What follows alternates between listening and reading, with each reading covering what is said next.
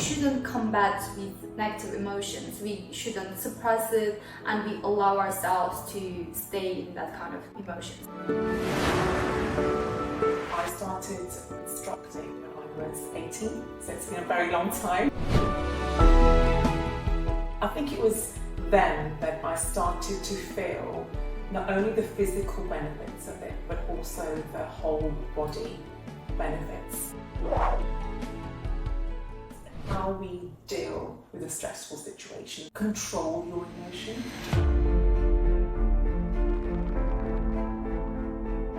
Knowing your centre, knowing your core, knowing your stability, because when you've got yourself, you've got everything else.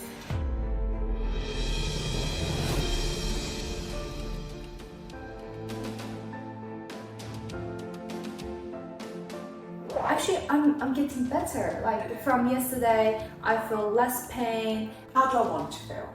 I want to feel better. I've lost you.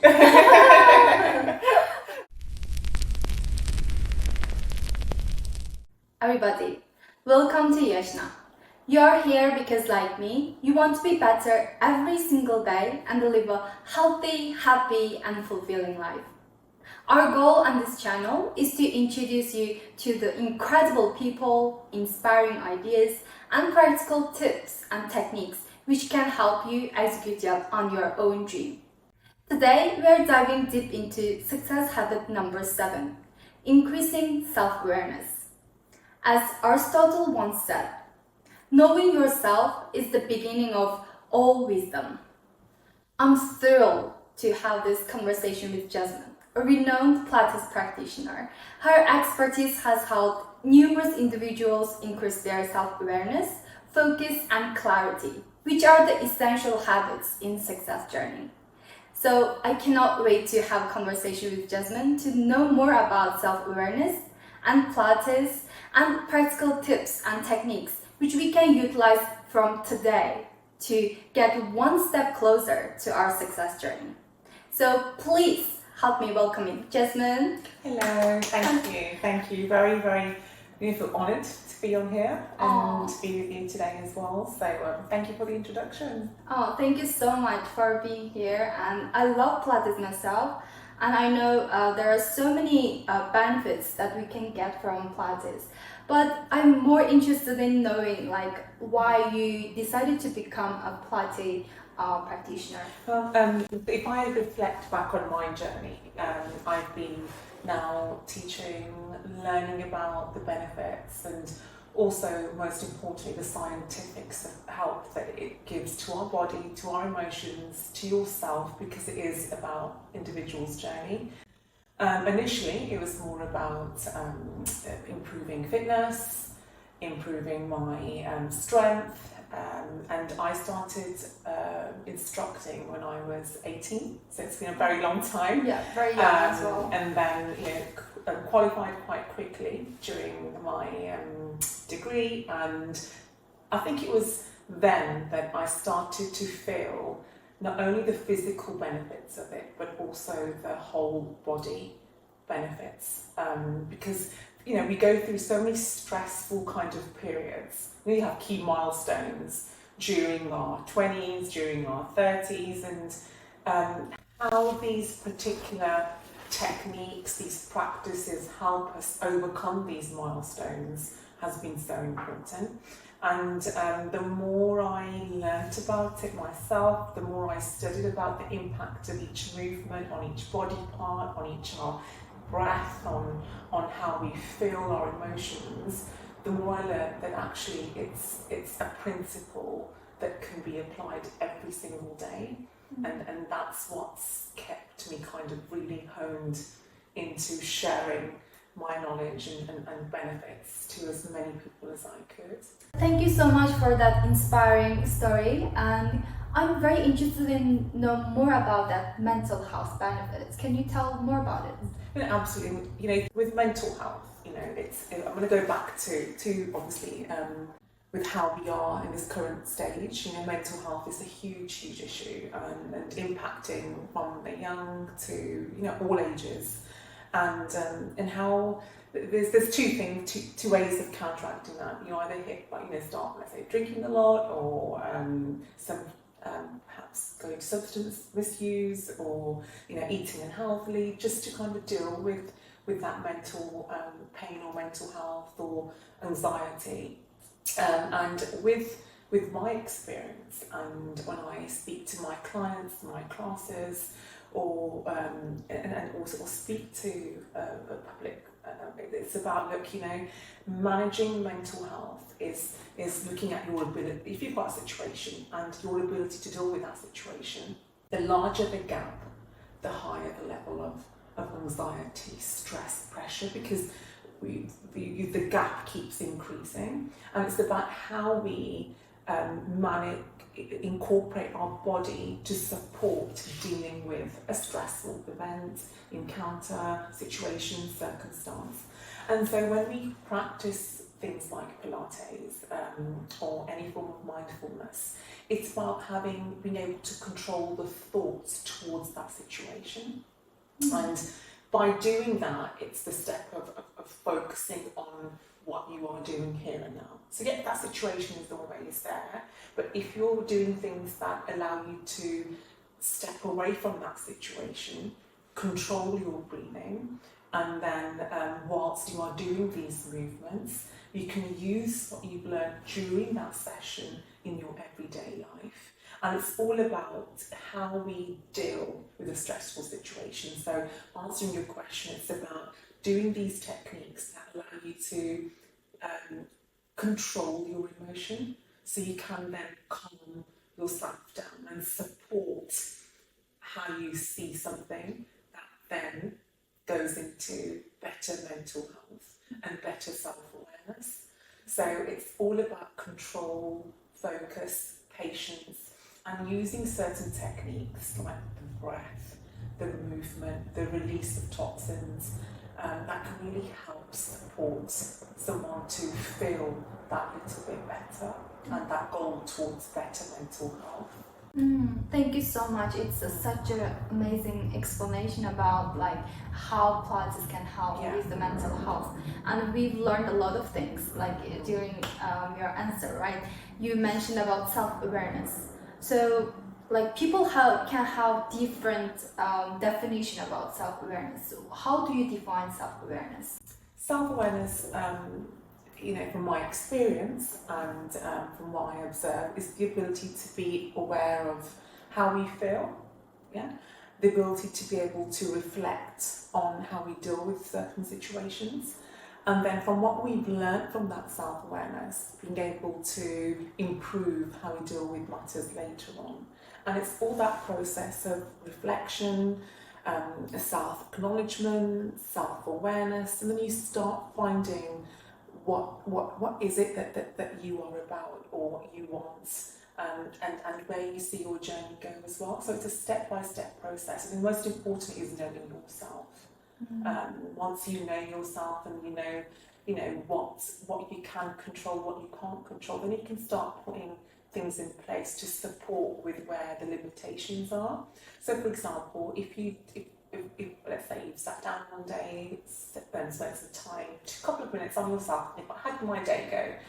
And you perhaps felt that, okay, there was, the morning was quite rushed, and you felt like, there was, you got late into work, and obviously there was a knock-on effect with meeting all those deadlines. Having that ability to sit down in the evening and track, okay, that happened, but does it matter? It's happened. How can I make it better? Maybe the next day you will, put your alarm on a little bit earlier, and even give yourself some time to have a quick drink before you hit the office, hit work, just to give you that level of stability during your day. So going back, I think for me, self-awareness is knowing what hits you, what works for you, what can work for you, and how you use that to make a movement and put small steps towards a better enhanced journey for yourself. And for each one, that's different as well. Thank you so much. And but we learn or we hear this a lot, right, about self-awareness. like emotions, for example, different emotions. We might have negative emotions, and we hear this a lot that we shouldn't combat with negative emotions. We shouldn't suppress it, and we allow ourselves to stay in that kind of emotions. But what's your opinion about this? Now, let's start off with whole this concept of negative emotions. I mean, we're going to have numerous emotions, numerous feelings. Sometimes we're on a high, sometimes we're on a low, and everyone's different in how we see the world as well. What someone might see as an opportunity, someone might see it as a challenge. So these emotions that we see as negative are ones that make us feel a bit low, a bit down, a bit fear. We have a fear of doing things as well. And I think most importantly, the biggest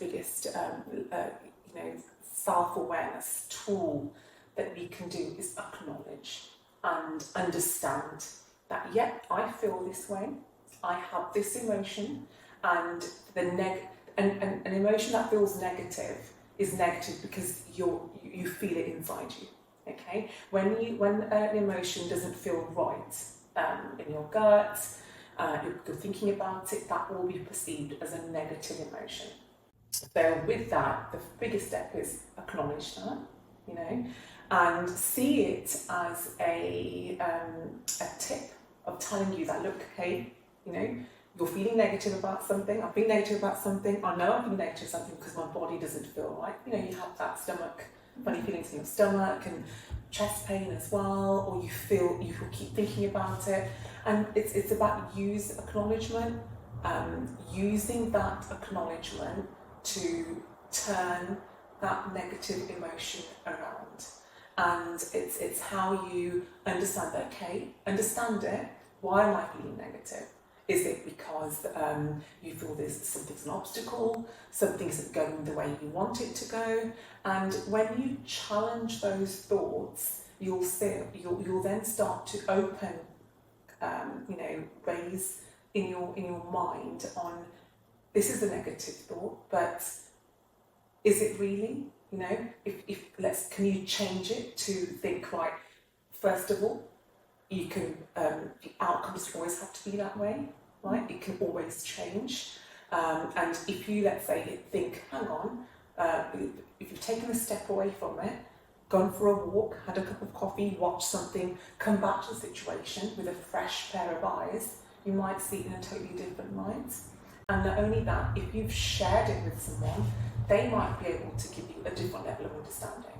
So coming back to how I view negative beliefs, they will always be there because we're human, and our beliefs will always change, in terms of our emotions, time of day, circumstances as well. It's about acknowledging them and understanding why they're there.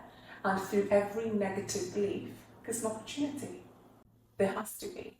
Because it's that law that where you've got something that's negative, something positive has to be there as well. So it's how you learn that strength and your inner self to counteract and change those thoughts and belief systems. Thank you so much. So if we have negative emotion about the situation or about the person, so we need to acknowledge first. Acknowledge, because that's the biggest step. That, look, you're feeling this way, and it's okay to feel this way. It's a learning curve. If you can understand that, yes, it's negative because of how you feel, how the impact it's having on your breathing, perhaps, or sometimes that gut feeling. That straight away tells you something isn't right with our emotions. Yes, I'm feeling this way. What can I do to alleviate that? So, alleviation could come in the steps of sharing that belief with somebody, writing it down, and trying to then look at it from a bird's eye view, a step out of the equation and think, right, do I really need to feel this way? If it's to do with a relationship issue and you're feeling really negative about that, take yourself out of that circumstance and think, right, give yourself a bit of a break, and maybe see from a different pair of eyes. And also, it's only temporary. I'm a firm believer that situations change all the time. okay? And it's not the circumstances there. How you see it is our responsibility. Yeah. That's up to us. You can either think, oh my goodness, I can't deal with this, you know, or you can say, right, it's there. It might not be there this time next year, and that gives you a whole level of direction opening in how you look at something as well. So it's how we use our self-awareness to deal with anything that doesn't feel right. And I would like to add as well that it's, if we're going to deem things to be negative, like that phrase negative can be quite disheartening as well, you know, in terms of the levels of emotions. If we say something's positive, straight away you feel so uplifted. And then when you see something negative, straight away your kind of mindset changes. So we can perhaps see it as just an experience rather than a negative. Just see it as an experience, which is temporary. You've acknowledged it. It's an experience that you'll learn something through it. And, you know, it might challenge you in a different way on how you deal with something as well. So through it, you're evolving. We're evolving each time to a better you. Oh, thank you so much. And I can give a very simple example for this, right? It reminds me sometimes, like when I get pain, like when I get ill, and someone, like, of course, we will gradually develop maybe a little bit better or something like that. And someone asks, like, how are you feeling right now? Instead of saying, oh, I'm having a lot of pain, and like recently I'm just not right. And once I said that, and I would have more, I feel more pain, I feel more, like, less energy in my body. So instead, if I say, actually, I'm getting better, like from yesterday I feel less pain, now I'm feeling a bit more energized, or something like that, that positive word actually can help instantly. I feel like, yeah, I feel great, and I feel better, and that encouraged me to walk out, like walk a bit, or stay under the sun, or whatever it is. It can help me to take action and stay in a more positive mindset. Absolutely. So, and definitely it will help with my pain and everything. So, I know, picking up on energy. Now, any interaction that you have naturally, you know, we give and take energies. So again, going back to this, if you're going to share this experience, you've been ill, your friend comes to see you, and like they're saying, how are you feeling? And you're saying, oh, I just don't feel well.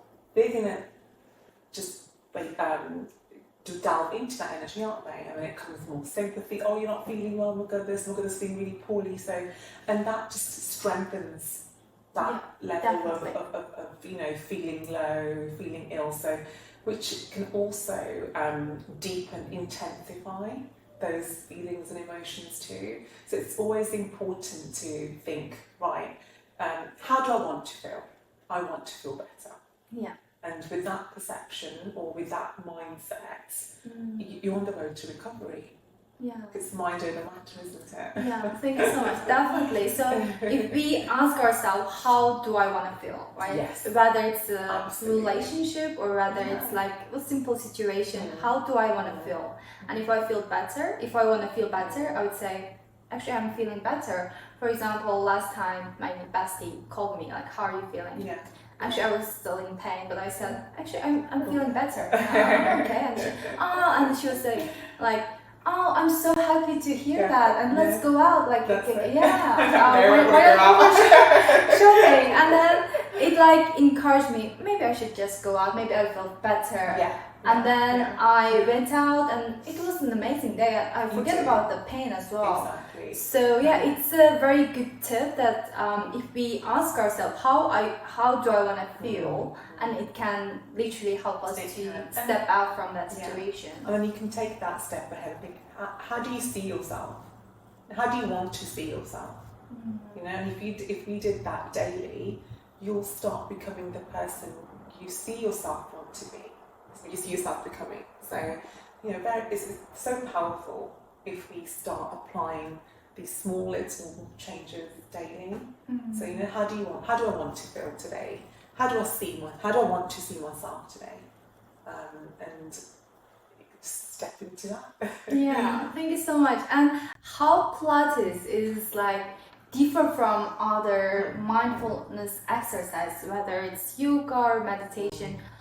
What particular like benefits can Pilates provide? When we look at Pilates, there's three key themes to it.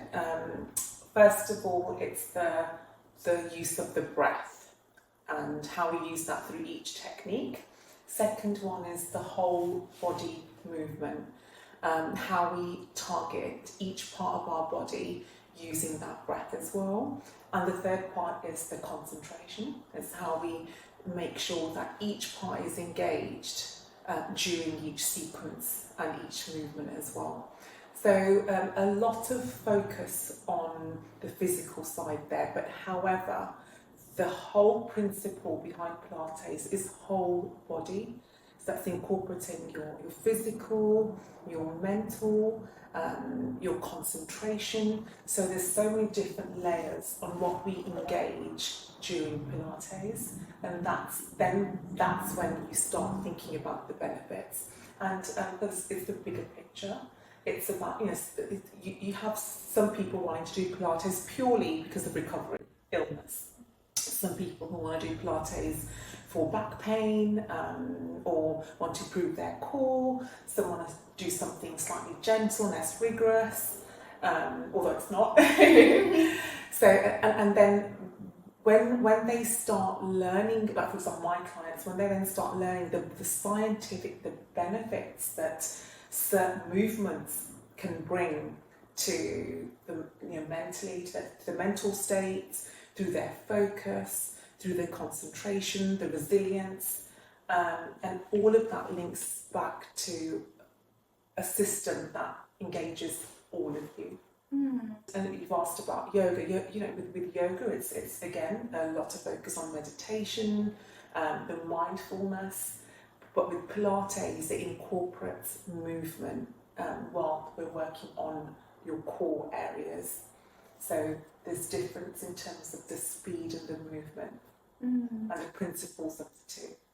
Okay, that's a very good explanation. Actually, I can totally relate to that, because when I practice Pilates, and I would be totally in that moment. So you mentioned earlier as well, we will be totally aware of our body, our breath, and everything. So it can help us also step out from any negative emotion that are not serving us. So if I start the day with some simple Pilates, maybe it's 20 minutes, and I feel like I'm more energized and I'm like very focused throughout the day as well. So it's a bit different than meditation for sure, because meditation, it's more about mindfulness, and of course it can help with focus, but with the Pilates, because it can help with blood flow and everything, so it's more active. And I can definitely see the more benefits. Yeah, absolutely. And look at this. My message is that whichever practice you do, even with Pilates, that when you're concentrating, when you're doing at that time, you're in that flow, you're doing certain sequences. That is a level of mindfulness, and that's the form of meditation for some people, because you're stilling. You're focusing on the here and now during your exercise. So even that theme in mind can be really helpful to, it's not just about sitting down. Mindfulness can be, meditation can be whilst you're doing something, performing something, because you feel better in doing so. And that's why we do meditate or do mindfulness, just to feel that level of balance, that level of stability, that level of, fulfillment. And if you're feeling those things whilst doing Pilates, then you've got meditation there as well. Yeah, definitely. And it reminds me of my favorite book, The Power of Now, right? Yeah. It's not necessarily to be sitting there and do meditation. It can be like just totally be in that moment. Absolutely. We're talking now, and we're talking about mindfulness, and there's a certain level of energy that's going around us, and that again is very positive and very fulfilling. Yeah, definitely. So if we, for example, if we feel the air, the breeze, the taste, the feeling, the touch, and everything. Absolutely. If we more feel all surroundings, and the more we present, and it's a kind of meditation and mindfulness, it right? is very, very powerful. The ability to really appreciate the here and now and what you're doing right now is so powerful in allowing us to feel that sense of stability and balance. Because our daily lives are so rushed, aren't they? Yeah. So just having those few moments, like your 20 minutes, is fantastic. And it's more about, I think duration isn't important. It's just being able to do something, even if it is 2 or 3 minutes a day. That alone can be so beneficial in how you've got that balance within you. Thank you so much. And you mentioned like 2-3 minutes, right? I thought I should do like at least 20 minutes, because I was thinking about also getting some out for summer. Like it's not, when I first began, it was like, yes, I would do some exercise, it can help with my body, but after starting it, I realized I have more focus, and like I feel much better. It's like more about mental health as well. So I fell in love with Pilates. So when you mentioned like 2-3 minutes, can you tell more about this kind of short practices which can help us in a different situations? Yes, absolutely. So just, if we think of a situation, let's say you're in the office and you're struggling from neck pain, or you've got a presentation to do and you're feeling a little bit anxious, and in your office alone, sitting on a chair, you can again just focus on shoulder rolls, your neck movement, even do a forward bend just to increase that blood flow with that, or opening out your chest, lifting your bottom, opening out your chest whilst you're seated, and focus on deep breath in and deep breath. So we're doing the cat-cow while we're sitting down, so deep breath in. And if at the same time, going to dig your fingertips down on your sofa, open that chest, feel that movement of your back, and then release, really round those shoulders and bring this part in as much as you can. Excellent. And again, lift, open, rolling out your shoulders, lifting that neck, taking your head, and movement is really powerful. Again, just to release any tension that you might have been feeling from sitting down in the morning, and then take it all the way down. And you think even a few of those can be so powerful in just giving that bit of time for you to prepare for a presentation. Oh, thank you so much. Yeah, we should do that. Like done that, but like next time, like each time before I shoot. And what we could do is, if the audience want to give in some, let's say, issues that they're facing, we can do a movement for each. Oh, thank you so much. Please comment. Let us know which things you would like to work on, and then we can do a session on each one. Okay, thank you so much. Actually, it reminds me some situations, right? Because our audience, most of them are very ambitious people. They want to excel in their work, they want to be very successful in their business and stuff.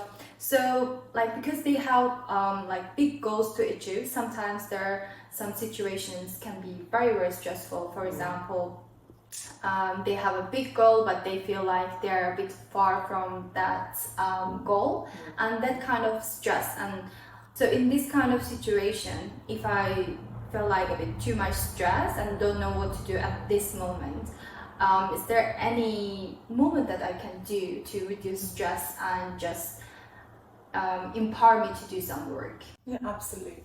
There's lots of movements in Pilates to coordinate certain parts of your body and help expand and release any tension in your head as well. So, something you can do is roll-ups, which uses there's different ways of doing that. If you go onto my Instagram page, you can see ways of different short workouts that support how you're feeling. And roll-ups are really powerful. So that's when you slowly bring your spine down to the mat and then bring it back up, rolling up. You're working on each part of your midriff and core. That's really helpful in terms of increasing mobility and movement and helping you to feel that bit of strength in yourself. Even the plank can release frustration. You know, if you're feeling a bit agitated, give yourself a few minutes focusing on your plank. Again, there can be different ways of doing that too. The forward bend is so powerful. Again, enables you to incorporate your hamstrings through to your core, your spine, and improving that circulation here. So there's a number of ways that we can improve that level of power, that level of balance, that level of expansion, just to help you feel more connected to yourself. And I think what's the way they work together here, it's about the centralizing yourself. You know, if someone's unable to, or feeling a bit stressed out because that level of achievement isn't happening, sit back, centralize yourself. And that's what we do with Pilates. The first step is centralizing, you know, knowing your center, knowing your core, knowing your stability. Because when you've got yourself, you've got everything else that comes. So, you know, that's one key principle. And there's that concentration. Concentrate, you know, you've got your goals, concentrate on the outcome and the journey for each one. You know, there's ups and downs, enjoy the journey. So, you know, with Pilates, we've got the element of concentration, and precision is really important in Pilates. So again, having that right mindset, you know, if you are feeling anxious, you are feeling under pressure, that's straight away a message to you to think, right, let me step back, let me stabilize myself, because that's really important. Until you're stable, then you can really put that effort in. And another key principle of Pilates is flow. You know, the flow of movement. Again, you can apply that to your day. You know, go with the flow, enjoy that journey. Of course, you know, put your effort in as well. So, you know, it's a lot of benefits in the principles of Pilates and how we can apply that to our own goals as well. Oh, that's a wonderful explanation of principle of Pilates and how we can utilize that principle in everyday life to get closer to our dream and our goal. It's like knowing ourselves and stabilize ourselves, enjoy that journey and go with the flow. And there's so many principles. So yeah, that's a very, very good explanation. Thank you so much for that. Jasmine, so sometimes we feel a bit low. And some people came to me and say, I feel a bit too low and I don't know if I'm experiencing depression or it's just I'm feeling low and I can do something to step out from that situation.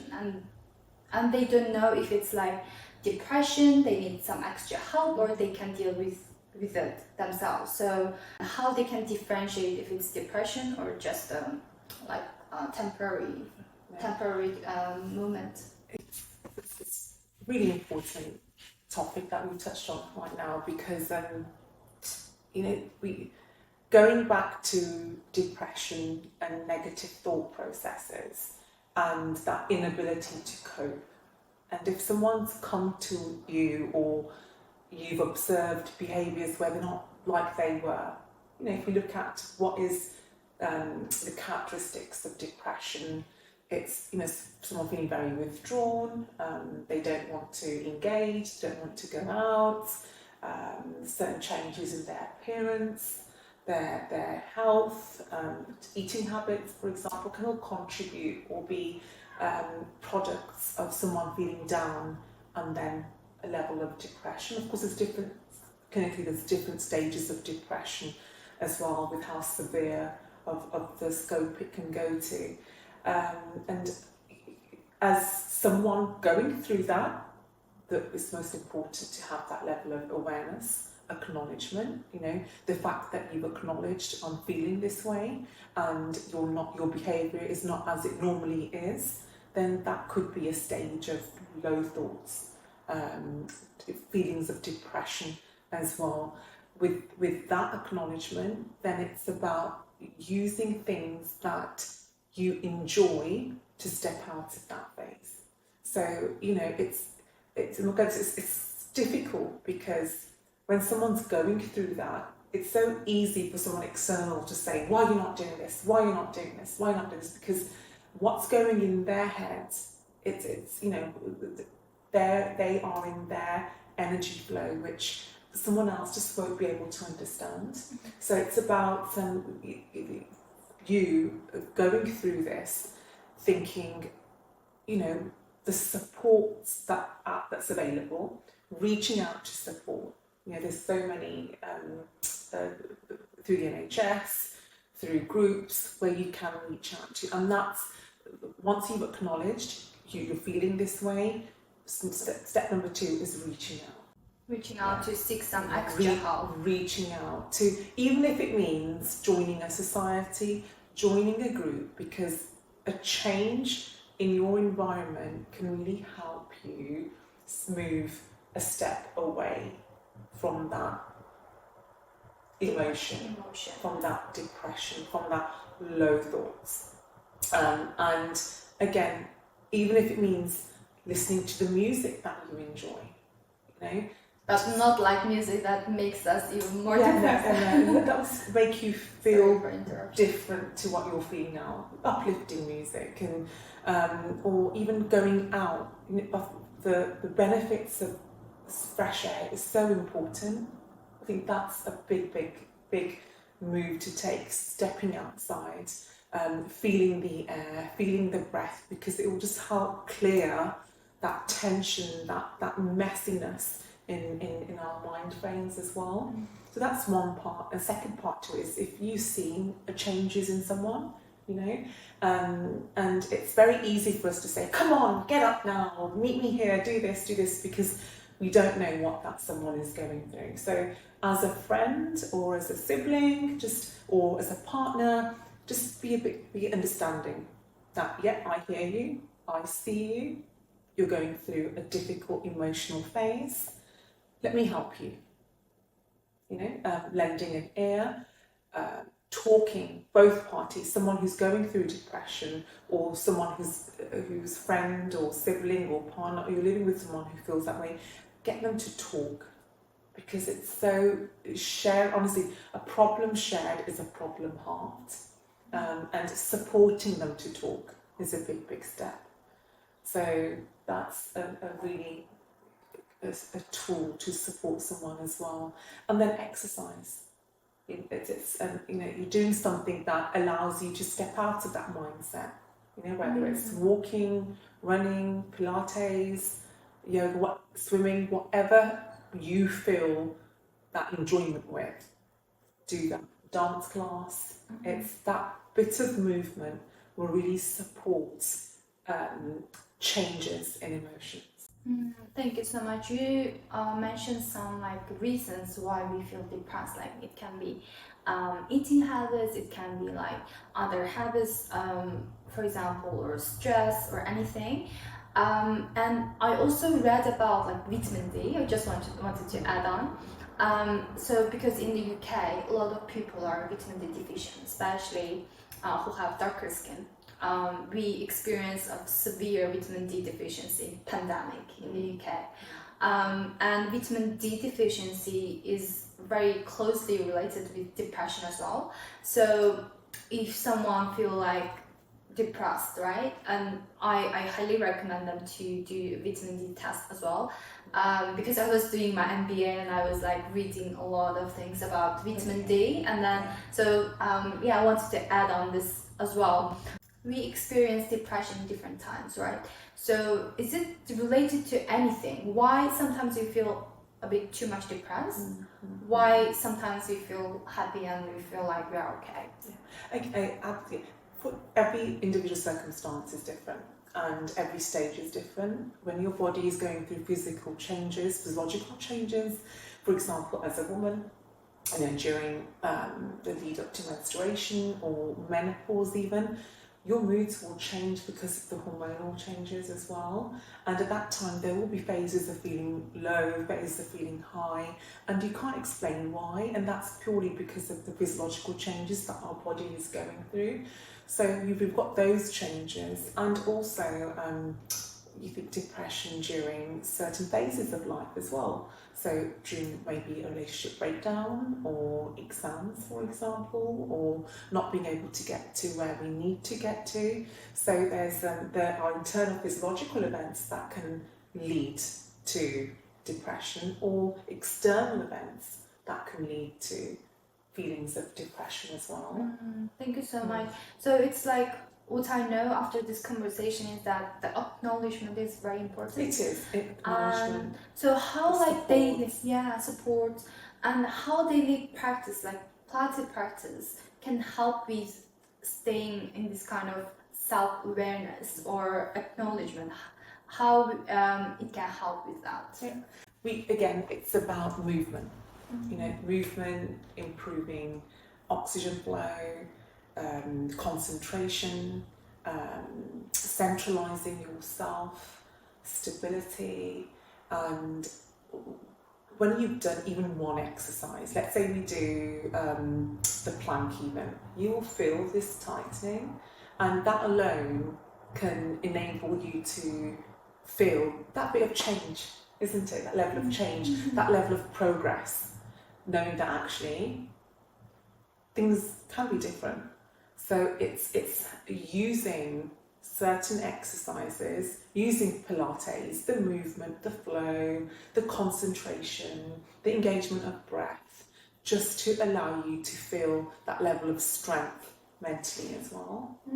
Thank you so much. So once we practice these movements and we stay at present and we know our body, so if we feel anything a bit not right at any moment of the day, it's not like necessarily to be in a Pilates session, but any time, if you feel a bit not right, and we acknowledge that, like acknowledge, and it's okay, and step out.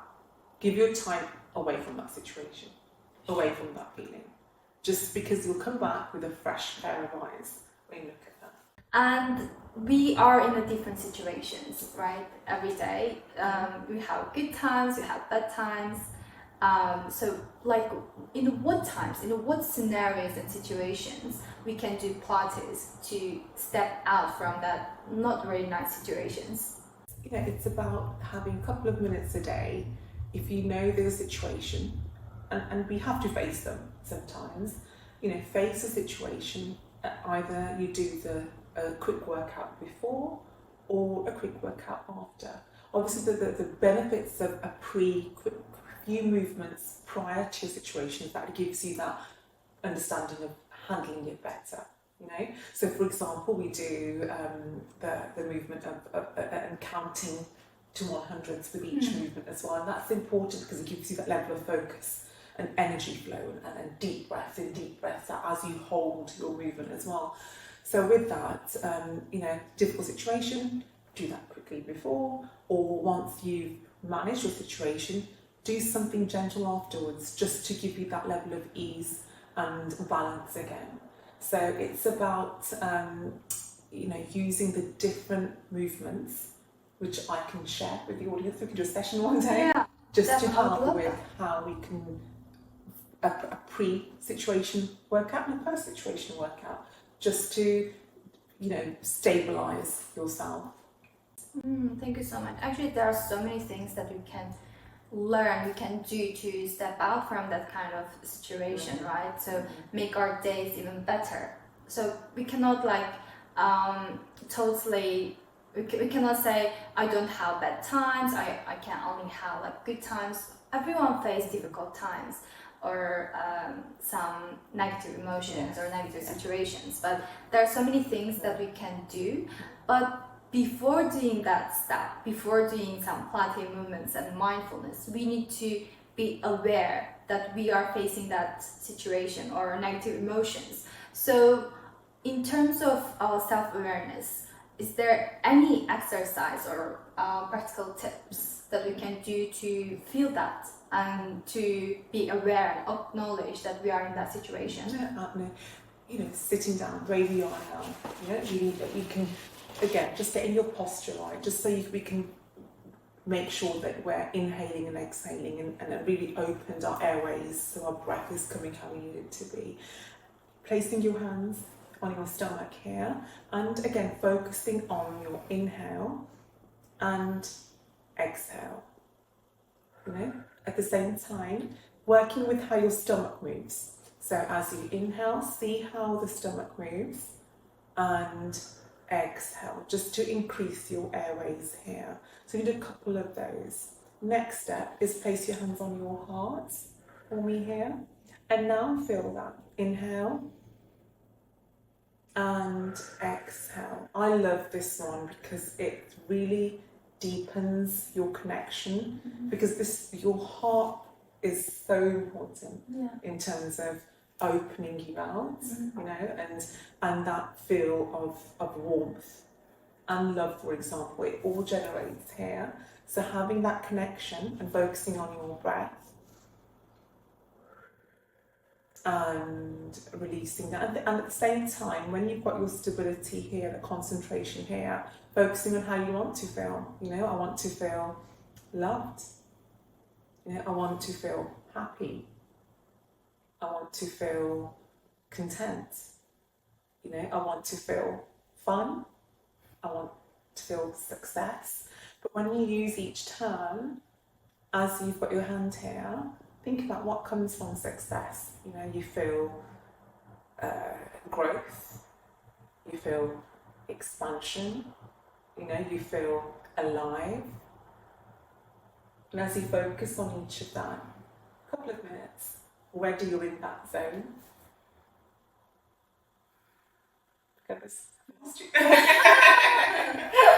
You're great. Thank you. I feel like it's because I love visualization, right? It is, I do visualization exercise. Like I have my vision board. Nice. Yeah, I put that, and I didn't connect Pilates to the visualization and this kind of deep breath exercise. I know that when we are doing this practice, when we deep breathe and when we visualize it, it's like actually we can do it together. Because we are breathing, we are feeling ourselves. We already open up our all like feeling. We have. And at the same time, you're bringing the emotions in that you want. Growth. Who doesn't want to feel growth? Who doesn't want to feel alive? Yeah, definitely. Instead of just sitting like in front of my vision board and visualize it, if I incorporate this kind of movement, and it can even enhance the feeling. And I totally agree that in the visualization, for example, the more you feel it, visualizing, feeling, connecting to it, so they all go hand in hand.